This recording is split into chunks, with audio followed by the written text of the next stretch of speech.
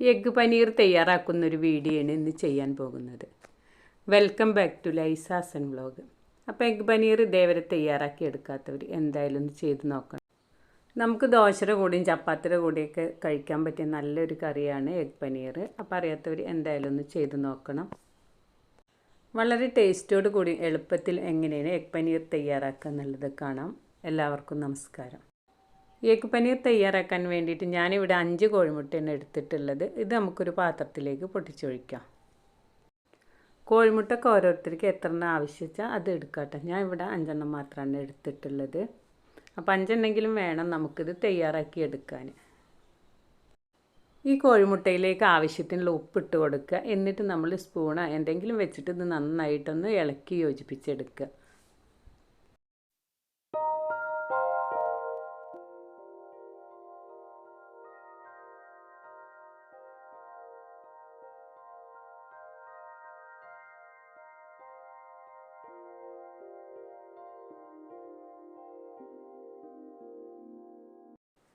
കോഴിമുട്ടയുടെ മഞ്ഞയും വെള്ളയും കൂടി നന്നായിട്ട് യോജിപ്പിച്ചെടുത്തിട്ടുണ്ട്. ഇനി ഇവിടെ ഇത് ഒഴിക്കാൻ വേണ്ടിയിട്ട് ഞാനൊരു കേക്ക് ടിന്നാണ് എടുത്തിട്ടുള്ളത്. ഇതിൽ ഇത്തിരി എണ്ണ തൂവി കൊടുത്തിട്ടുണ്ട്. ഇനി ഇതിലേക്കാണ് ഞാൻ ഒഴിച്ചു കൊടുക്കുന്നത്.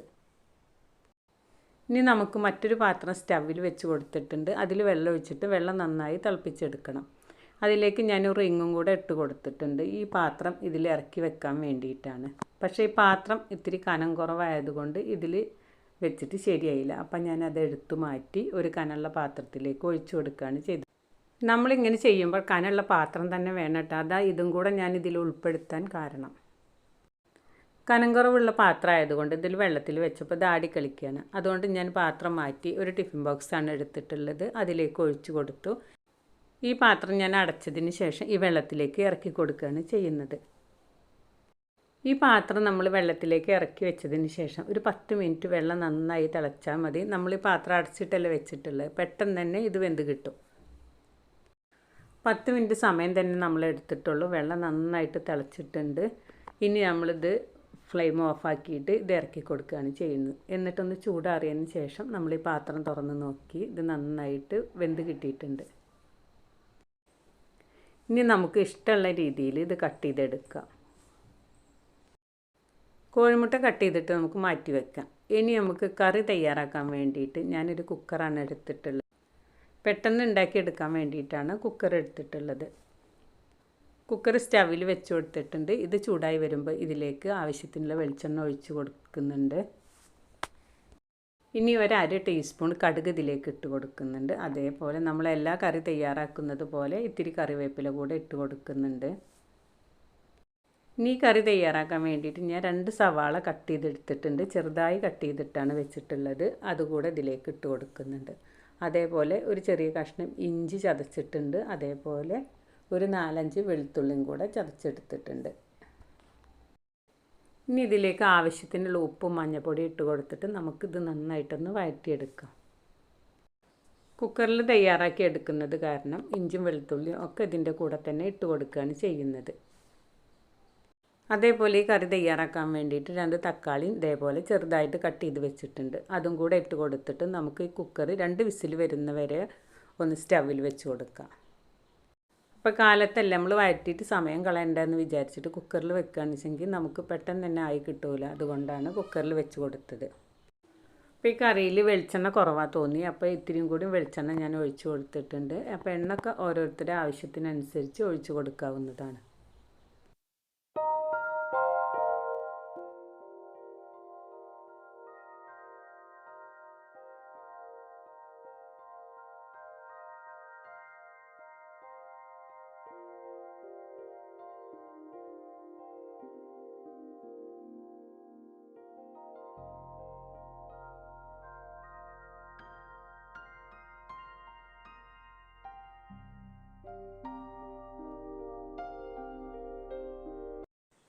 ഈ കറി തയ്യാറാക്കാൻ വേണ്ടിയിട്ട് 1 ടേബിൾ സ്പൂൺ കാശ്മീരി മുളക് പൊടിയാണ് എടുത്തിട്ടുള്ളത്. അതേപോലെ തന്നെ ഒരു 1/2 ടീസ്പൂൺ നമ്മൾ വീട്ടിൽ തന്നെ തയ്യാറാക്കി എടുത്തിട്ടുള്ള ഗരം മസാലയാണ് എടുത്തിട്ടുള്ളത്. അതേപോലെ ഇതിൽ കുരുമുളക് പൊടിയും കൂടെ ചേർത്തിട്ടുണ്ട്.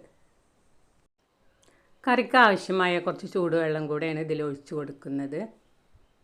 ഞാൻ ഈ കറിയിലേക്ക് ഒരു 1/4 ടീസ്പൂൺ ഉലുവപ്പൊടി ചേർക്കുന്നുണ്ട്. ഇത് ഇഷ്ടമുള്ളവർക്ക് ചേർക്കാം, ഇഷ്ടമില്ലാത്തവർക്ക് ഒഴിവാക്കാവുന്നതാണ്. ഇനി നമ്മൾ റെഡിയാക്കി വെച്ചിട്ടുള്ള കോഴിമുട്ടയാണ് ഇതിലേക്ക് ഇട്ട് കൊടുക്കുന്നത്. ഇതിട്ടതിന് ശേഷം കറി നന്നായിട്ടൊന്ന് തിളച്ചതിന് ശേഷം നമുക്ക് ഫ്ലെയിം ഓഫാക്കാവുന്നതാണ്. നമ്മൾ കോഴിമുട്ട വെച്ചിട്ട് പല രീതിയിലും കറി തയ്യാറാക്കാറുണ്ട്. ഇടയ്ക്കൊക്കെ നമ്മൾ കുട്ടികൾക്ക് ഇതേപോലെയൊക്കെ ഒന്ന് തയ്യാറാക്കി കൊടുത്താൽ അവർക്കൊക്കെ നല്ല ഇഷ്ടപ്പെടും. അപ്പോൾ നമ്മൾ കാശ്മീരി മുളക് മാത്രമേ ചേർത്തിട്ടുള്ളൂ, അതുകൊണ്ട് തന്നെ ഇതിന് കറിക്ക് നല്ലൊരു കളറും ഉണ്ട്, എരിവും ഇല്ല. അപ്പം നല്ല ടേസ്റ്റോട് കൂടെയുള്ള കറി നമുക്ക് തയ്യാറാക്കി എടുക്കാൻ പറ്റും.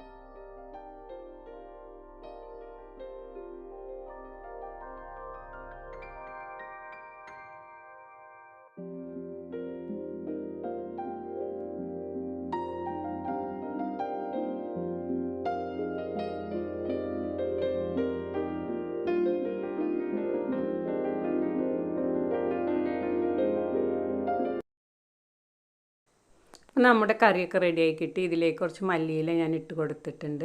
പിന്നെ നിങ്ങൾക്ക് ഈ കറിയുടെ കളറ് കണ്ടാൽ അറിയാം, കാശ്മീരി മുളക് പൊടി മാത്രമാണ്. ഞാനിവിടെ വീട്ടിൽ തന്നെ തയ്യാറാക്കിയതാണ്. മുളകിൻ്റെ തോക്കൊക്കെ കളഞ്ഞിട്ട് നല്ലപോലെ പൊടിച്ചെടുത്തതാണ്. അതുകൊണ്ട് തന്നെ കറിക്ക് നല്ലൊരു കളറുണ്ട്. ഞാൻ തയ്യാറാക്കിയ എഗ്ഗ് പനീർ കറി നിങ്ങൾക്ക് ഇഷ്ടമായെന്ന് കരുതുന്നു. വീഡിയോ ഇഷ്ടമായാൽ നിങ്ങളെൻ്റെ ചാനൽ ആദ്യമായി കാണുകയാണെങ്കിൽ സബ്സ്ക്രൈബ് ചെയ്യാനും ലൈക്ക് ചെയ്യാനും ഇഷ്ടപ്പെട്ടാൽ കമൻറ്റ് ചെയ്യാനും മറക്കരുത്. മറ്റൊരു വീഡിയോയുമായി വരാൻ ശ്രമിക്കാം. Thanks for watching.